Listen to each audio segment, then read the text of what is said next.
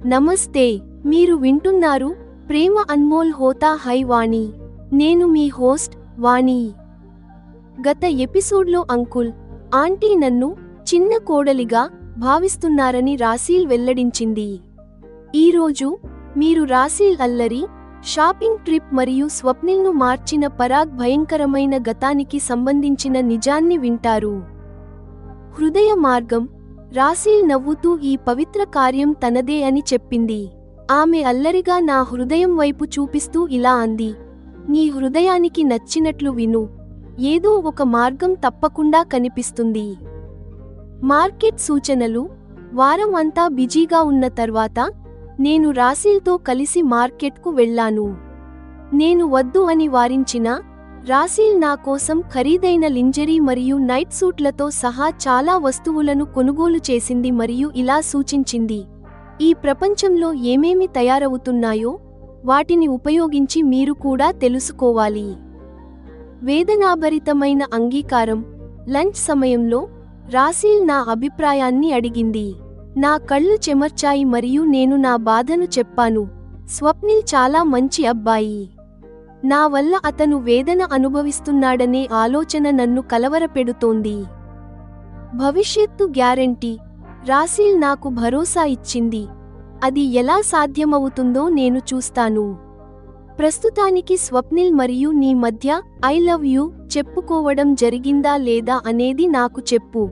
మరియు నేను ఆమెకు గుర్రపు స్వారీ, సరస్సులో మునిగిపోవడం మరియు స్వప్నిల్ నన్ను రక్షించిన పూర్తి కథను చెప్పాను. సోదరుల నిజం.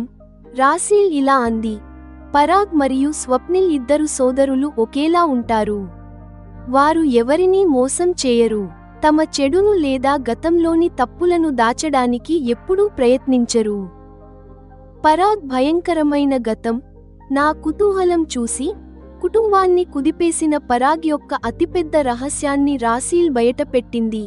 కాలేజీలో డ్రగ్స్ మరియు స్నేహితుల చేతిలో లైంగిక వేధింపులు. స్నేహితులు వీడియోతో బెదిరించి పరాగ్ను ఎలా నిశ్శబ్దంగా ఉండేలా చేశారో చెబుతున్నప్పుడు రాసీల్ స్వరం తగ్గింది. నేర్చుకున్న పాఠం. పరాగ్ డ్రగ్ రిహాబిలిటేషన్ హోంలో ఉండాల్సి వచ్చింది మరియు ఆ సంఘటన నుండి స్వప్నిల్ కూడా ఒక పాఠం నేర్చుకున్నాడు. రాసీల్ ఇలా ముగించింది, ఒక సోదరుడు దెబ్బతిని కింద పడి నేర్చుకున్నాడు, మరొకరు తన సోదరుడు దెబ్బతిని పడటం చూసి నేర్చుకున్నాడు. ఇద్దరు సోదరుల జీవితంలో ఎంత బాధ. వాణి ఈ భయంకరమైన గతాన్ని అంగీకరించి స్వప్నిల్ ప్రేమను స్వీకరిస్తుందా, లేదా చిన్న కోడలు కావడానికి నిరాకరించి తిరిగి భారతదేశానికి వెళ్ళిపోతుందా? వేదన, నమ్మకద్రోహం మరియు ప్రేమ యొక్క నిజమైన ఆధారం. ప్రేమ అన్మోల్ హోతా హై వాణి లో మీరు వింటారు. ఎపిసోడ్ 48. చిన్న కోడలు ట్యాగ్, పరాగ్ గతం మరియు ప్రేమ సత్యం. స్వప్నిల్ అటువంటి విషయాలను సమయానికి ముందే చెప్పడు. ఈ పవిత్ర కార్యం నీ ఈ సఖిదే. రాసీల్ ఒక చేతిని తన గుండెపై ఉంచుకుని నవ్వుతోంది. ఆమె కళ్లలో అల్లరి మెరుస్తోంది. 15 రోజుల క్రితం ఈ మాట నాకు నచ్చకపోవచ్చు. ఇప్పుడు నేను స్వప్నిల్తో సమయం గడిపిన తర్వాత ఇది నాకు ఇష్టంగా అనిపిస్తోంది. అయినప్పటికీ ఇది ఎలా సాధ్యమవుతుంది అని నేను ఆలోచిస్తున్నాను. నాన్నకు నేను తప్ప ఎవరూ లేరు. నేను ఆయనకు దూరంగా అమెరికా రావాలని అనుకోలేదు. అమెరికా ఎంత మంచి దేశమైనా నా సామర్థ్యాన్ని భారతదేశపు పిల్లల అభివృద్ధి కోసం ఉపయోగించాలనుకుంటున్నాను. నా ముఖ కవళికలను చూసి రాసీల్కు అర్థమైపోయింది, నాలో అంతర్మథనం జరుగుతోందని. ఆమె నా నుదుటిపై తన అరచేతిని ఉంచి ఇలా అంది, దీని గురించి మరీ ఎక్కువగా ఆలోచించకు, నుదుటిపై రేఖలు కనిపిస్తాయి. అప్పుడు అల్లరిగా నవ్వుతూ నా గుండెను తడుతూ ఇలా అంది, నీ హృదయానికి నచ్చినట్లు విను, ఏదో ఒక మార్గం తప్పకుండా కనిపిస్తుంది. ఆమె చెప్పిన మాటను నమ్మాలని నా మనసుకు అనిపించింది. అప్పుడే క్రిబ్లో పడుకున్న పరుష్ని ఏడుపు వినిపించడంతో రాసీల్ అటువైపు వెళ్ళింది. నేను కూడా ఆమెను అనుసరించాను. మరుసటి రోజు నుండి సర్ఫింగ్ మరియు గుర్రపు స్వారీ క్లాసులతో నేను చాలా బిజీ అయిపోయాను. ఈ మధ్యలో నాన్నతో మరియు అప్పుడప్పుడు అల్కామ్యాంతో ఫోన్ ద్వారా నా క్షేమ సమాచారాలు కొనసాగుతూనే ఉన్నాయి. ఇక్కడ రాసీల్ కుటుంబ సభ్యులతో నా కలయిక కేవలం ఉదయం టిఫిన్ మరియు రాత్రి డిన్నర్ సమయంలోనే జరుగుతోంది. అంకుల్, ఆంటీ ప్రవర్తన చాలా ఆప్యాయంగా ఉంటుంది. వారు ఏమీ చెప్పరు కానీ నన్ను తమ కోడలిగా చూస్తున్నారు అనేది ఇప్పుడు నాకు అర్థమైంది. రాసీల్ నాతోనే కాకుండా అందరితోనూ హాస్యంగా ఉంటుంది. పరాగ్ కూడా ఆమెకు తోడవుతారు. స్వప్నిల్ మరియు నేను నిగ్రహంగా, నిశ్శబ్దంగా ఉంటాము. స్వప్నిల్తో మళ్లీ వారాంతంలో వివరంగా మాట్లాడవచ్చని నేను ఆశిస్తున్నాను. శుక్రవారం నాడు స్వప్నిల్ వారాంతపు ప్రోగ్రాం గురించి ఎటువంటి సమాచారం ఇవ్వలేదు. దీంతో నేను కొంత నిరాశ చెందాను. స్వప్నిల్ తన స్నేహితుడి పెళ్లికి వెళ్లాడని శనివారం టిఫిన్ సమయంలో తెలిసింది. వాణి, ఈరోజు పరుష్ని పరాగ్తో ఉంటుంది. దీంతో మనకు మార్కెట్కు వెళ్లే అవకాశం దొరుకుతుంది. నువ్వు ఇప్పటివరకు ఇక్కడి మార్కెట్కు వెళ్లలేదు. నువ్వు ఇక్కడి మార్కెట్ను కూడా చూడాలని నేను కోరుకుంటున్నాను. ఆ సమయంలోనే మనం లంచ్ కూడా బయట చేద్దాం. అప్పుడు మనం చాలా విషయాలు మాట్లాడుకోవచ్చు. టిఫిన్ తర్వాత రాసీల్ తన ప్లాన్ చెప్పింది. మార్కెట్లోని రేట్లు చూస్తే నేను నా కోసం ఏమీ కొనే స్థితిలో లేను. నేను వద్దని వారించిన రాసీల్ నా కోసం చాలా వస్తువులు కొనుగోలు చేసింది. ఇందులో ఖరీదైన శాండిల్స్, బ్యాగ్స్, గాగుల్స్, పర్ఫ్యూమ్స్, ఖరీదైన లింజరీ, నైట్ సూట్ వంటివి ఉన్నాయి. నేను వీటిని ఉపయోగించను. నా నిరాకరణ రాసీల్పై ఎటువంటి ప్రభావం చూపలేదు. ఈ ప్రపంచంలో ఏమేమి తయారవుతున్నాయో వాటిని ఉపయోగించి మీరు కూడా తెలుసుకోవాలి. రాసీల్ నాకు ఆప్షన్ ఇవ్వడం లేదు, ఆర్డర్ ఇస్తున్నట్లుగా ఉంది. తర్వాత మేము భోజనానికి వెళ్ళాము. రాసీల్ గార్డెన్లో అందరికంటే దూరంగా ఉన్న టేబుల్ను ఎంచుకుంది. వాణి భోజనం వేర్వేరు కోర్సులలో, దీనిని సర్వీస్ ఆ లా రూసే అంటారు, నెమ్మదిగా వడ్డిస్తారు. ఇక్కడ మనకు ప్రైవసీ కూడా ఉంది. మనకు తినడానికి మరియు మాట్లాడుకోవడానికి తగినంత సమయం ఉంటుంది. మనం హిందీలో అన్ని విషయాలు ప్రశాంతంగా మాట్లాడుకోవచ్చు. కూర్చుంటూ రాసీల్ తన ప్లాన్ వివరించింది. ఆమె స్వప్నిల్ గురించి నా అభిప్రాయాన్ని ఖచ్చితంగా అడుగుతుందని నాకు అనిపిస్తోంది. స్వప్నిల్తో నీకు ఎలా అనిపిస్తోంది? స్వప్నిల్ నిన్ను ఇబ్బంది పెట్టడం లేదు కదా? నన్ను ఏడిపించాలనే ఉద్దేశంతో అడిగిన రాసీల్ ప్రశ్నను నేను ముందే ఊహించాను. రాసీల్, నువ్వు ఇది సరిగ్గా చేయలేదు. రాబోయే కాలం మన ఇద్దరికీ వేదననే మిగిలిస్తుంది. స్వప్నిల్ చాలా మంచి అబ్బాయి. నా వల్ల అతను బాధపడతాడనే ఊహే నన్ను కలవరపెడుతోంది. నా హృదయ వేదన నా స్వరంలో వినిపించింది. అంటే ఇప్పటికీ నువ్వు పెళ్లి చేసుకోకూడదనే ఆలోచనపైనే స్థిరంగా ఉన్నావు. ఒకవేళ నేను నా నిర్ణయం మార్చుకున్నా, స్వప్నిల్తో నా వివాహం సాధ్యం కాదు. నా స్వరంలో బాధ ఉంది. అది ఎలా సాధ్యమవుతుందో నేను చూస్తాను.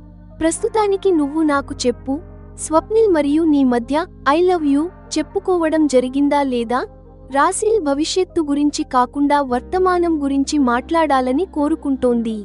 మొదటి కోర్స్ వడ్డించే ముందే నేను రాసీల్కు వివరంగా చెప్పాను. స్వప్నిల్ తన గతాన్ని దాచకపోవడం, సర్ఫింగ్ సమయంలో సముద్రంలో మునిగిపోతుంటే కాపాడటం, గుర్రపు స్వారీలో కలిసి వెళ్లడం, సరస్సులో మునిగిపోతుంటే కాపాడటం మరియు చెట్టు ఎక్కించడంలో సహాయం చేయడం వంటివన్నీ చెప్పాను. రాసీల్ ఒక ఆసక్తికరమైన లవ్ స్టోరీలా దీన్ని తన్మయత్వంతో వింది. ఆమె చాలా సంతోషంగా ఉంది. పరాగ్ మరియు స్వప్నిల్ ఇద్దరూ ఒకేలా ఉంటారు. వారు ఎవరినీ మోసం చేయరు. తమ తప్పులను లేదా గతంలోని చెడును దాచడానికి ప్రయత్నించరు. తమ కాబోయే భార్యల సంతోషాన్ని మరియు వారి వ్యక్తిత్వ వికాసాన్ని సాధ్యమైన అన్ని మార్గాల్లో చూస్తారు. మొదటి కోర్సులో వచ్చిన సూప్ను తాగుతూ రాసీల్ చెప్పింది. అవును రాసీల్, మేము కూడా వారిలాగే ఉన్నాము. మేము కూడా ఒకరితో ఒకరం గతాన్ని చెప్పుకోవడంలో ఎటువంటి సంకోచం పడలేదు. జీవితంలో కలిసి సుదీర్ఘంగా సాగాలంటే ఆ పునాది సత్యంపైనే ఉండాలి. పరాగ్ కూడా స్వప్నిల్లాగే నీ సుఖసంతోషాల గురించి ఆలోచిస్తారా? మరియు పరాగ్ కూడా తన గతం గురించి ఏదైనా చెప్పారా? ఆమెతో ఏకీభవిస్తూనే నాలో కుతూహలం కలిగి అడిగాను. మా డేటింగ్ విశేషాలు ఒక పెద్ద ప్రేమకథ అవుతుంది. ప్రస్తుతానికి పరాగ్ గతం గురించి చెబుతాను. తన తప్పును తను క్షమించరానిదిగా భావిస్తాడు. రాసీల్ చెబుతుంటే నాలో ఉన్న జిజ్ఞాసకు ఇక ముగింపు దొరుకుతుందని అనిపించింది. పరాగ్ కాలేజీ రోజుల్లో అతని ఇద్దరు స్నేహితులకు డ్రగ్స్ అలవాటు ఉండేది. వారు పరాగ్ను కూడా ప్రోత్సహించారు. మొదట్లో పరాగ్ వద్దు అన్నాడు, కానీ తర్వాత వారి ఒత్తిడికి తలొగ్గాడు. వారాంతపు పార్టీలలో వారు ఇచ్చే డ్రగ్స్ తీసుకోవడం మొదలుపెట్టాడు. అలవాటు ఎక్కువయ్యాక స్వయంగా డ్రగ్స్ కొనడం మొదలుపెట్టాడు. కాలేజీ వాష్రూమ్లలో డ్రగ్స్ తీసుకోవడానికి అలవాటు పడ్డాడు. చెబుతున్నప్పుడు రాసీల్ స్వరం తగ్గింది. నేను దీని గురించి వింటూ ఉంటాను. ఇక్కడే కాదు, భారతదేశంలోని మెట్రో నగరాల్లో కూడా యువతలో ఇది సాధారణం అయిపోయింది. ఆమె ఆగినప్పుడు నేను అన్నాను, డ్రగ్స్ ఒక్కటే అయితే పరాగ్ అపరాధ భావం ఇంత ఎక్కువగా ఉండేది కాదు. కానీ దాని ఫలితం చాలా దారుణంగా ఉంది. అతని స్నేహితులు గే. రాత్రి పార్టీలలో పరాగ్ డ్రగ్స్ మత్తులో నిద్రపోయాక వారు అతనిని లైంగికంగా వేధించడం మొదలుపెట్టారు. మరుసటి రోజు ఉదయం పరాగ్కు ఈ విషయానికి తెలిసేది కాదు.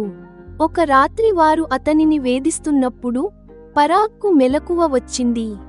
తనతో ఇది జరుగుతోందని తెలిసి అతను అరవడం మొదలుపెట్టాడు. అప్పుడు వారు అతని నోటికి టేప్ వేసి అతని బట్టలతోనే అతని చేతులు కాళ్ళు కట్టేశారు. అతనికి తెలిసే ఆ దుశ్చర్యను కొనసాగించారు. అంతేకాకుండా అంతకుముందు చేసిన వేధింపుల వీడియోను కూడా చూపించారు. ఒకవేళ ఎవరికైనా చెబితే ఆ వీడియోను సోషల్ మీడియాలో పెడతామని బెదిరించారు. పరాగ్ పరువు పోతుందనే భయంతో నిశ్శబ్దంగా భరించాడు. ఆ తర్వాత కొన్ని రోజుల పాటు కూడా అలాగే జరిగింది. తదుపరి కోర్సు వచ్చేసరికి రాసీల్ ఆగిపోయింది. ఆ సమయంలో నేను ఆలోచనల్లో మునిగిపోయాను. అది చూసి రాసీల్ నవ్వుతూ ఇలా అంది, నువ్వు దాని గురించి ఆలోచించకు, భోజనాన్ని ఆస్వాదించు. అది పాత విషయానికి, దాని గురించి బాధపడాల్సిన అవసరం లేదు. రాసీల్ వడ్డించిన వంటకాల విశిష్టత గురించి చెబుతూ నన్ను ఎక్కువగా తినమని ప్రోత్సహించింది. డిజర్ట్ వడ్డించడానికి సమయం ఉండటంతో మాకు సమయం దొరికింది. పరాగ్ భరించలేక తన డ్రగ్స్ అలవాటు మరియు వేధింపుల గురించి తన తండ్రికి చెప్పాడు. అంకుల్ పోలీస్ స్టేషన్లో రిపోర్ట్ ఇచ్చారు. స్నేహితులపై చర్యలు తీసుకున్నారు. పరాగ్ డ్రగ్ రిహాబిలిటేషన్ హోంలో ఉండాల్సి వచ్చింది. అప్పుడు పరాగ్ పాఠం నేర్చుకున్నాడు. పరాగ్ అనుభవం నుండి స్వప్నిల్ కూడా పాఠం నేర్చుకున్నాడు. అలా ఒక సోదరుడు దెబ్బతిని కిందపడి నేర్చుకున్నాడు. మరొకరు తన సోదరుడు పడటం చూసి నేర్చుకున్నాడు. రాసీల్ దీర్ఘశ్వాస వదులుతూ తన మాట ముగించింది. నువ్వు మరియు పరాగ్జీ ఇద్దరూ ఒకేలాంటి మోసానికి గురయ్యారు. ఎవరిని నమ్మారో వారే మీ ఇద్దరినీ వంచించారు అని నేను అన్నాను. జెమిని విశ్లేషణ మరియు ప్రదర్శన సూచనలు. ప్రియమైన శ్రోతలారా, ఎపిసోడ్ 48 అత్యంత తీవ్రమైన మరియు సున్నితమైన ప్రయాణం. ఇది నమ్మకద్రోహం యొక్క వేదన ఇద్దరిని ఎలా దగ్గర చేస్తుందో చూపిస్తుంది. ఎపిసోడ్ 48 సమాప్తం.